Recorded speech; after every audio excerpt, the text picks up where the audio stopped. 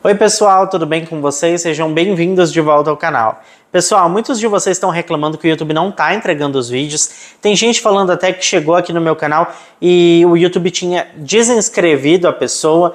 Então assim, uma dica que eu dou é deixa o seu like logo agora no começo, comenta alguma coisa aqui, compartilha o vídeo, clique em compartilhar, manda no grupo da família, manda para alguém, porque quanto mais você interage com o canal, mais o YouTube entende que esse tipo de vídeo é relevante para você e te entrega com mais facilidade e também não acontece da sua inscrição cair, tá? Então essa é uma dica muito importante, interage bastante com os vídeos aqui do canal, que você sempre vai receber os vídeos novos. Bom pessoal, eu também tô sempre avisando lá na minha rede vizinha, no Instagram, quando eu publico vídeo novo, então fica de olho lá, porque se o YouTube não te avisar, provavelmente o Instagram te avisa e você corre aqui para assistir comigo. Mas agora, gente, vamos para o que interessa e bora pro caso de hoje.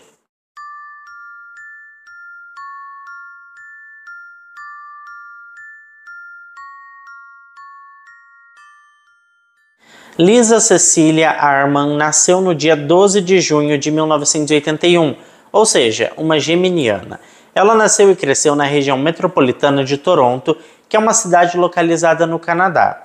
A Lisa, pessoal, era a segunda filha da família. Ela foi criada pela sua mãe Joanne, junto com o seu irmão mais velho Jason, com quem sempre foi muito próxima. Eles tinham uma conexão assim muito forte, sabe? Não se tem informações do pai da jovem, então eu acredito que ela teve pouco contato ou nem teve contato com o seu genitor. Desde pequena, gente, a Lisa foi uma menina ativa e muito determinada. Ela praticava esportes, fazia aulas de balé profissional e era muito dedicada na escola. Durante a sua adolescência, ela enfrentou distúrbios alimentares, mas com ajuda médica e psicológica, ela conseguiu se recuperar.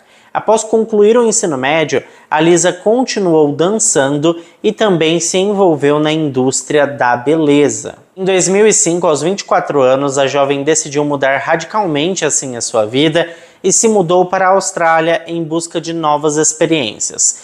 A sua mãe a acompanhou nos primeiros meses para garantir que estava tudo bem e que ela se ajustasse bem ao novo lugar. A mãe dela então voltou para Toronto com a mente tranquila e o coração despreocupado, garantindo que a sua filha poderia cuidar de si mesma. Gente, eu tô olhando ali para a porta porque eu acabei de perceber que o Luke entrou na piscina. Eu vou pegar meu celular, vou filmar para vocês verem e depois eu coloco aqui no vídeo. Gente, olha aquilo, o cachorro tá nadando. Simplesmente foi nadar, ó. Ninguém falou para ele ir, mas ele foi. Olha lá, ó. Ele mergulha, ele vai.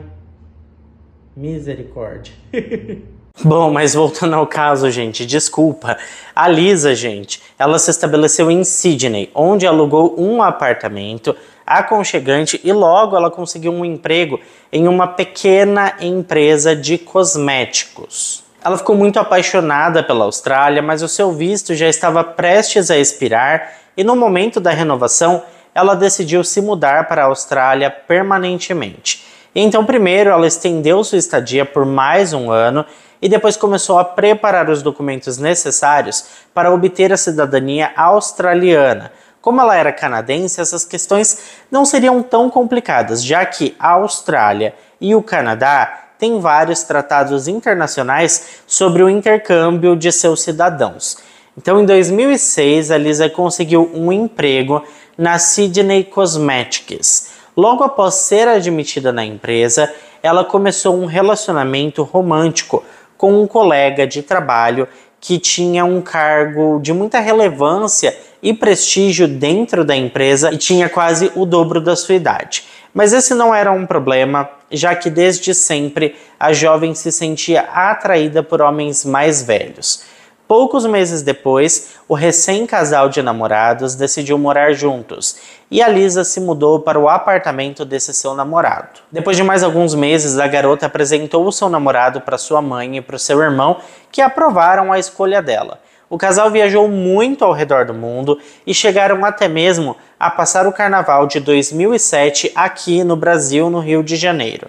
O homem até fez a Lisa um pedido de casamento, ao qual ela aceitou com muita alegria. Mas cerca de um ano após o noivado, eles acabaram terminando o namoro. A Lisa não entrou em detalhes sobre os motivos dessa decisão, mas deu a entender que a grande diferença de idade desempenhou um papel grande nisso, sabe? Em 2010, gente, a jovem se formou na Sydney College of Stylists e conseguiu um emprego como cabeleireira em um salão de beleza, onde rapidamente ganhou o respeito dos colegas e a confiança das clientes. Ao mesmo tempo, um novo namorado surgiu na sua vida, mas o romance deles não durou muito, pois a Lisa descobriu que ele era casado e ela não estava disposta a destruir uma família. Mas esse curto tempo de relacionamento seria responsável por mudar o destino da Lisa para sempre.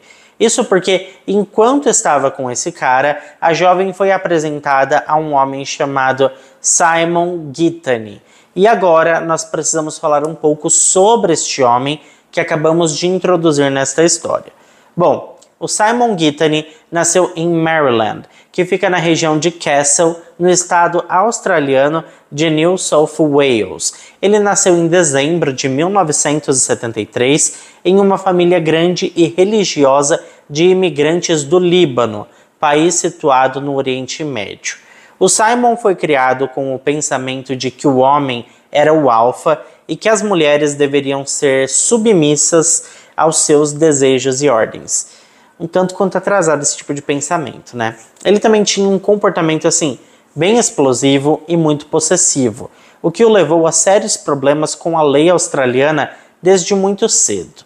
A primeira vez que o Simon foi preso foi aos 18 anos, se eu não me engano, quando ele foi atrás de sua ex-namorada na loja onde ela trabalhava e, pasmem, ele a forçou a ter relações com ele no estoque do estabelecimento. Mais tarde ele foi preso por posse e distribuição de substâncias ilegais e em outra ocasião ele foi denunciado por forçar uma trabalhadora do segmento de diversão adulta a fazer algo que ela não queria.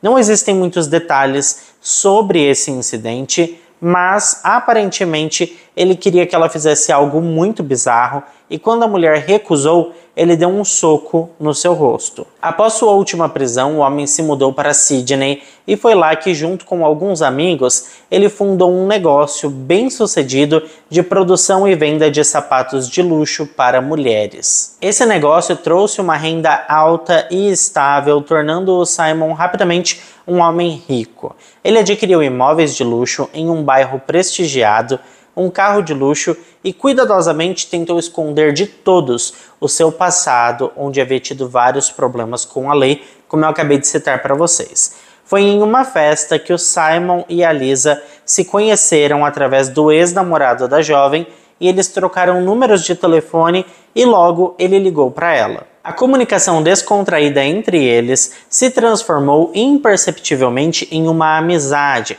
Até aquele momento, a Lisa achava que o homem era gay, afinal de contas, a sua empresa era baseada no mercado de moda feminino. Então, em janeiro de 2010, a Lisa desabafou com o Simon que teria de se mudar e estava muito apreensiva, pois com as suas condições financeiras, ela não conseguiria nada nem perto do apartamento que ela morava atualmente. Gentilmente, o homem ofereceu a ela a oportunidade de morar gratuitamente em um dos quartos do seu luxuoso apartamento enquanto ela procurava um lugar adequado para alugar. Sabe aquele ditado? Quando a esmola é grande, o santo desconfia? Pois bem, gente, ela devia ter pensado nesse ditado. Mas ao contrário disso, a Lisa aceitou a oferta e é claro que aquilo seria um sonho, pois ela moraria em uma das regiões mais nobres de Sydney, em um apartamento de altíssimo padrão. Vocês lembram que eu disse que a Lisa pensava que o Simon era gay? Pois é, ela chegou a dizer para sua mãe que era uma pena que ele fosse gay, porque ela achava o homem um príncipe encantado. Ele fazia super o tipo dela, era um pouco mais velho, charmoso, rico e muito educado. Bom, o ponto é que a Lisa estava enganada e em pouco tempo ela descobriu que o homem era hétero e que inclusive também tinha uma quedinha por ela. Ele tinha 37 anos de idade na época e mesmo enquanto amigos, o homem adorava mimar a jovem, sempre a presenteando com coisas caras e a levando nos melhores restaurantes da cidade. Obviamente que não demorou muito para os dois engatarem em um relacionamento sério e a Lisa achava que finalmente tinha encontrado o seu verdadeiro amor, o seu verdadeiro príncipe encantado num cavalo branco. Mas daqui pra frente, gente, foi só ladeira abaixo. Após apenas 6 meses de relacionamento, o comportamento do Simon começou a mudar. Ele gradualmente afastou a Lisa de amigos e também de seus familiares. Ele tentou mudar suas opiniões, gostos e comportamento de acordo com suas perspectivas de uma mulher perfeita. Ele queria transformá-la em um fantoche que fazia tudo o que ele queria na hora que ele queria. Em junho de 2010, ele começou a pressioná-la para largar seu emprego, dizendo que ele era o homem da relação e que seria o responsável por prover tudo o que a mulher precisasse. E esse ponto poderia até ser um ponto positivo, se depois disso ele não obrigasse a jovem a ficar 24 horas por dia dentro de casa. A Lisa estava incrédula e chocada com o comportamento do Simon, mas ele prometeu que tudo ficaria bem e que ele estava fazendo tudo aquilo para afastar a jovem de pessoas que não partilhavam do seu novo estilo de vida. O homem queria que ela fizesse amizade com as mulheres de seus amigos árabes que se comportavam exatamente da forma que ele queria que a Lisa se comportasse. Ele não se importava dela ir para o shopping, fazer compras de luxo, desde que fosse com alguma mulher de algum de seus amigos. Ele impedia que a jovem tivesse amizade com pessoas desfavorecidas financeiramente e exigia que ela estivesse sempre bem vestida para ele, com artigos de luxo assim, ó, da cabeça aos pés. A Lisa tinha um carro ao seu dispor e um motorista que estava autorizado a levá-la somente para lugares pré-estabelecidos e sempre sob vigilância. A mulher também tinha ao seu dispor um cartão de créditos American Express ilimitado e, em troca de todo esse luxo, o Simon queria que ela fosse totalmente submissa a ele e seguisse todas as suas regras pré-estabelecidas. E foi nesse contexto que o casal se mudou para um novo apartamento ainda mais luxuoso, localizado no 15º andar de um complexo residencial de elite. A varanda do apartamento era do tamanho da minha casa. Bom, gente, a Lisa nem desconfiava, mas a propriedade estava repleta de câmeras escondidas e o Simon tinha um monitor no seu escritório onde ficava 24 horas vendo tudo o que a sua namorada fazia. Para vocês terem noção, mais tarde, os investigadores encontraram câmeras até mesmo dentro do banheiro. Todos os eletrônicos que a jovem utilizava eram presentes do Simon e, obviamente, todos continham softwares de rastreamento instalados, além de spywares que eram responsáveis por espelhar e guardar informações de todos os dispositivos da jovem. O controle total do Simon sobre a Lisa aumentava dia após dia, mas como um manipulador experiente, ele fazia parecer que sua namorada queria fazer o que ele dizia. Ele isolou a mulher de tudo e todos, sem que ela percebesse que isso estava acontecendo. Na verdade, a principal desculpa é que era tudo para sua segurança, porque agora ela era uma mulher de um magnata, sendo assim um alvo fácil para golpes, sequestros e qualquer outra coisa do tipo, e por isso ela não estranhava que ele pedisse para ela parar de falar com os menos afortunados ou restringisse os seus passeios a rotas pré-estabelecidas seguras. Mas é claro que aos poucos o domínio do Simon foi se escalonando cada vez mais e chegou ao ponto dele proibir a Lisa de fazer sua própria maquiagem, alegando que aquele estilo não combinava com seu novo patamar dentro da sociedade. Ele inclusive determinou que ela deveria ser maquiada somente por um profissional específico que foi designado por ele e era o homem quem dizia o estilo de maquiagem que seria feito. Ele também passou a comprar as roupas da mulher, alegando que ela não sabia se vestir e que suas escolhas eram muito vulgares e chamaria demais a atenção de outros homens. A redoma foi se fechando cada vez mais e de dentro do apartamento a Lisa só saía se fosse com o Simon. Eles só visitavam os lugares que ele mesmo escolhia. O Simon até a proibiu de ir à academia, mas ao mesmo tempo exigiu que ela mantivesse o seu corpinho ali em forma. E como solução, montou uma academia particular para a jovem dentro do apartamento onde o casal morava. Obviamente que a essa altura a jovem já nem tinha mais redes sociais e também não tinha mais amigos na vida real. E todos os seus contatos e chamadas eram monitorados de perto. O Simon só permitia que ela se comunicasse com a sua mãe e com o seu irmão.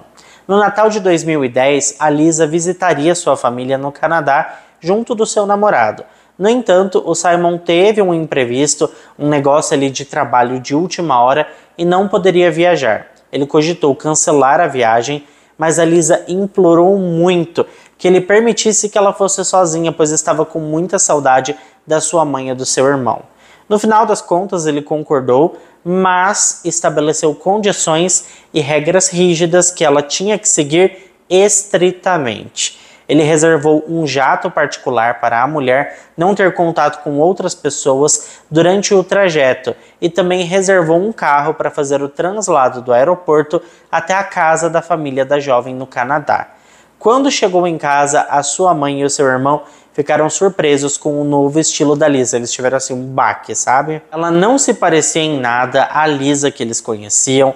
Seu estilo era diferente, ela usava roupas sóbrias, havia pouca maquiagem no seu rosto, seus cabelos estavam bem alinhados com uma cor e corte conservador preso em um rabo de cavalo. Mas a aparência nem era o que mais assustava assim na mudança da mulher. A sua personalidade não era mais a mesma. Antes a Lisa era uma pessoa extrovertida, brincalhona, falava alto e dava muita risada, mas agora ela era uma pessoa contida, falava baixo, tinha um olhar de profunda amargura e sempre dizia que essa mudança no seu comportamento tinha acontecido porque agora ela havia tomado uma postura elegante e que o seu namorado tinha ensinado ela a ser uma mulher elegante. Ela também se assustava toda vez que o seu telefone tocava e pegava imediatamente o celular. Era uma das condições, inclusive, que o Simon tinha dado para a viagem acontecer, sabe? Ela tinha que atender ali o telefone imediatamente, a qualquer hora do dia, não importava o que estivesse fazendo naquele momento. A Lisa ficou na casa da sua mãe o tempo todo, recusava-se a ver seus antigos amigos e quase nunca saía. A mãe da jovem ficou alarmada e assustada com esse comportamento da sua filha e decidiu ter uma conversa sincera com ela. Foi então que a Lisa desabou em lágrimas e admitiu que o Simon sempre sabia onde ela estava, com quem ela se comunicava e sobre o que ela falava ao telefone. A Lisa também revelou que o Simon não permitia que ela trabalhasse, visse seus amigos, fosse à academia ou tivesse qualquer hobby. Na verdade, ela não tinha mais amigos, ela não tinha mais ninguém. A sua mãe ficou assim extremamente chocada e começou a tentar persuadir a sua filha a ficar no Canadá, mas a Lisa disse que mesmo com tudo isso, ela amava o Simon e não queria terminar o relacionamento com ele. Ela estava certa de que era apenas um período de transição em seu relacionamento e que logo tudo se encaixaria. Ela também acrescentou que o seu amado se importava com ela e só desejava o seu bem-estar. E apesar dos apelos da sua família para que ela ficasse no Canadá e das tentativas de convencer a Lisa de que o relacionamento em que ela estava inserida era tóxico e abusivo, ela decidiu voltar para a Austrália para ficar com o Simon. A Lisa tranquilizou a sua mãe, dizendo que não havia com o que se preocupar e que o homem a amava e que estava tudo bem. Mas depois que a Lisa voltou, gente, a situação só piorou. Daqui para frente foi só para trás. O Simon proibiu ela de sair do apartamento e quando saíam juntos ele sempre tinha crises de ciúmes. Além disso, o Simon começou a chamar a Lisa pelo seu segundo nome, Cecília, porque segundo ele, era mais decente e muito elegante. O tempo passou e em meados de 2011 a Lisa começou a se queixar de dores na perna, uma lesão antiga que ela tinha na época em que dançava balé. Em vez de a levar a um hospital, ver qual era o melhor tratamento, o Simon simplesmente contratou uma fisioterapeuta que ia à casa deles 3 vezes por semana para fazer massagens. Logo, ela se tornou a única amiga e confidente da Lisa, para quem a jovem falava abertamente sobre a difícil situação que se encontrava e o relacionamento abusivo que ela vivia. No dia 12 de junho de 2011, no aniversário de 30 anos da Lisa, o Simon decidiu fazer uma festa no restaurante mais caro de Sydney. Mas entre os convidados estavam apenas os parentes do homem e pessoas do seu círculo íntimo. Na noite do seu próprio aniversário, ele não permitiu que a Lisa convidasse ninguém. Naquela noite, o Simon pediu a Lisa em casamento e entregou à jovem um anel de diamantes. Quando chegaram em casa, a Lisa ligou para sua mãe e contou do seu noivado soluçando ao telefone. Claro que a Joanne, mãe da Lisa, não ficou nada contente com a notícia e começou a persuadir a filha a deixar aquele homem e voltar para casa o mais rápido possível. Em resposta, a Lisa pediu à mãe para nunca mais falar este tipo de coisa no telefone, porque ela sabia que o Simon escutava as ligações e ela não queria que ele impedisse que ela tivesse contato com a sua mãe de novo, que claramente aconteceria, né? Bom, a Lisa tentou se animar com a ideia do casamento e pediu ao seu noivo que deixasse ela organizar a festa. Obviamente que ele negou o pedido da jovem, dizendo que ela era brega e que não faria as melhores escolhas. Ele disse ainda que seria o responsável por organizar a festa, escolher o local, a data, o vestido, a maquiagem e o penteado que ela usaria na cerimônia. Ah, e o mais importante, ele faria a lista de convidados e a mãe da noiva não seria bem-vinda na cerimônia. Naquela mesma semana, durante uma sessão de fisioterapia, a Lisa confidenciou à sua terapeuta que não queria mais se casar, que ela queria ir embora, mas que o Simon jamais aceitaria isso. Então, juntas, elas desenvolveram um plano no qual a cada visita da profissional, a Lisa entregaria seus pertences, documentos e roupas para que a fisioterapeuta guardasse em segurança os objetos, para que depois ela saísse daquela casa e não voltasse nunca mais. No dia 28 de julho, o Simon esqueceu o seu laptop em casa. A Lisa aproveitou e deu uma olhada nele e os seus piores receios se confirmaram. No computador, ela encontrou um programa de espionagem com o qual o noivo recebia todos os dados do seu telefone, além de inúmeras gravações das suas conversas com a mãe. Mas a descoberta assim, mais terrível foram as imagens de vigilância das câmeras de segurança em cada cômodo do apartamento onde eles viviam. Nesse mesmo dia, a Lisa pediu o telefone da fisioterapeuta emprestado e ligou para sua mãe. A Joanne encorajou a filha a deixar aquele apartamento imediatamente, instantaneamente e ir embora. Porém, contudo e entretanto, ela explicou para sua mãe que não podia sair assim de repente, primeiro porque o Simon não a deixaria em paz. Segundo, porque ela não estava com seus documentos. O homem guardava tudo em seu cofre e ela não tinha acesso ao próprio passaporte, por exemplo. Ela finalizou a chamada dizendo que amava a sua mãe e queria organizar tudo para se livrar daquele homem. Quando chegou em casa, o Simon percebeu logo de cara que a Lisa tinha pegado o laptop dele e visto o esquema de espionagem. A Lisa começou a chorar, tentando entender por que ela estava sendo tratada daquele jeito. Mas o Simon só falou que estava fazendo aquilo pelo bem dela e que tudo era por segurança. Então, no dia 29 de julho, rolou uma conversa séria entre os dois, que foi gravada e apresentada mais tarde no tribunal. Nesta conversa, a Lisa estava aos prantos, pedindo para ir embora, mas o Simon estava bem calmo e disse que isso nunca ia acontecer. Naquela noite, ela ligou para sua mãe e disse que precisava que a mulher fosse até Sydney para buscá-la. A Joanne disse que precisava pedir uma licença para o seu chefe no trabalho e que assim que conseguisse, ela iria sim buscar a filha. No entanto, mais tarde houve outra discussão entre a Lisa e o Simon e naquela madrugada ela arrumou todas as suas coisas e estava pronta para ir embora. Ela não tinha tempo para esperar sua mãe buscá-la, ela precisava partir o quanto antes. Neste momento, ela escreveu um bilhete dizendo que haviam câmeras no apartamento e não se sabe o porquê, por qual motivo, ela rasgou esse bilhete e colocou os pedaços dentro do seu bolso. Na manhã seguinte, o Simon tentou convencer a Lisa a dar outra chance a ele, mas a jovem estava decidida. Então ela pegou a sua bolsa e solicitou que ele devolvesse o seu passaporte. Obviamente que o homem negou devolver o passaporte da Lisa, então ela saiu do apartamento mesmo sem o seu documento e foi aí que o bicho pegou. Câmeras de segurança, gente, do elevador do prédio capturaram um momento em que a jovem foi arrastada pelo Simon de volta para o apartamento. A mulher chegou a escapar ali das garras do noivo e bateu na porta de um vizinho implorando por ajuda.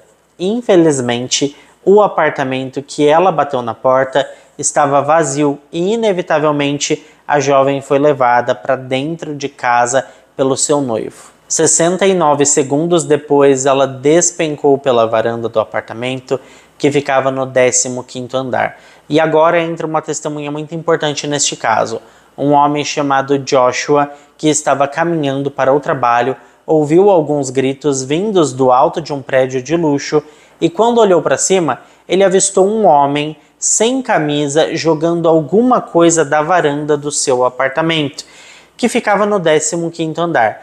Essa alguma coisa, pessoal, era nada mais nada menos que a Lisa. Então o Joshua testemunhou o momento em que o Simon jogou a mulher da varanda e isso era um problema muito grave, porque o homem queria que tudo parecesse um acidente. O Joshua também viu um momento em que o Simon saiu correndo do prédio, demonstrando total desespero, dizendo que sua noiva havia se jogado da varanda por estar com depressão.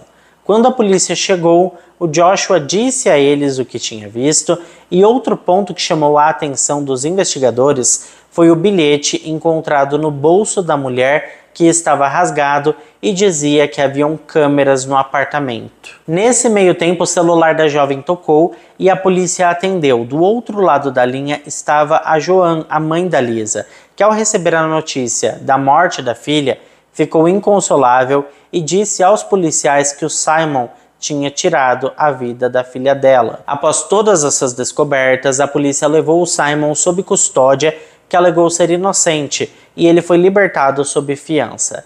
Mais tarde, após os investigadores terem acesso às imagens das câmeras de segurança do prédio e também do apartamento onde o casal vivia, o homem foi preso novamente e o seu julgamento foi adiado por várias e várias vezes, até acontecer efetivamente em 2013. O mais bizarro é que a essa altura o homem estava namorando uma outra mulher que era assim, bem parecida com a Lisa, sabe? E que protestou bastante, alegando que o namorado era inocente. De qualquer forma, o homem acabou sendo considerado culpado pela morte da Lisa Cecilia Harman e foi condenado a 26 anos de prisão. A atual namorada do homem ficou histérica com a condenação e teve que ser tirada do tribunal. A equipe jurídica do Simon recorreu à sentença e em 2014 eles conseguiram um aditivo para a sentença em benefício do cliente. Sendo assim, ele recebeu a possibilidade de liberdade condicional após cumprir 18 anos da sua pena. Após essa alteração na sua sentença, a equipe dele jurídica entrou com outro recurso solicitando mais benefícios e mais diminuição na pena do seu cliente. Mas em 2016, todos esses recursos foram negados. Casos como este, pessoal, são mais comuns do que a gente pode imaginar e eu fico triste com o comportamento de alguns homens que tratam as mulheres como se fossem suas propriedades. E é claro que eu quero saber a opinião de vocês sobre tudo isso. Então deixa aqui embaixo para mim nos comentários o que você acha de tudo isso. Eu adoro passar horas lendo os comentários de vocês. Eu peço desculpas aí pela interrupção no meio do vídeo. É que eu vi o doguinho ali entrando na piscina e falei, misericórdia, ele tá se molhando tudo, sendo que ele foi pro banho ontem. Mas é assim, né? Eles gostam de água. Muito obrigado a quem ficou até aqui comigo. Se ficou até aqui, não esquece de deixar o seu like, que ajuda muito na divulgação do canal. Eu fico por aqui, um beijo para todos vocês e até o próximo vídeo.